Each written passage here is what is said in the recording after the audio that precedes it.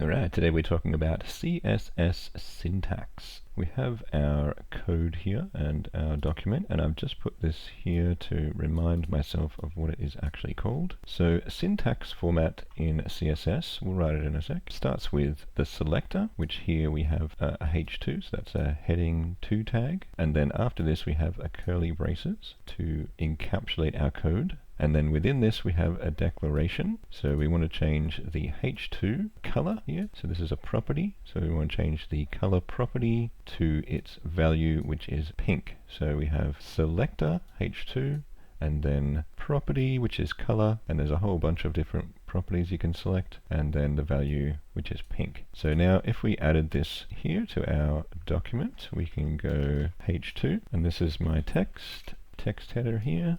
And you can see now that the text header is white because that's its default color. And we want to then put our H2 tag up here. So we're going to go H2 as our selector. And then you can say color, which is the property, and then pink. And then we end that with a semicolon there. And if you're using VS Code, you can use a color selector, and you can see here our text is changed to pink. And if you wanted to pick a different color, like a hex, you could select this and then use the color wheel if you're using VS Code to pink, and then save, and you'll see that actually changed it to RGB, which is just another form of the color, which is a bit more specific. You can use RGB or hex or any of the others. And also, if you wanted to add more properties to this H2 tag, you can then, after this line, you could just add font. So you can add another property here. So we're just going to make the font bold. So we're going to say font weight, and then a colon, and then we're going to say bold. If I can spell, and I can't spell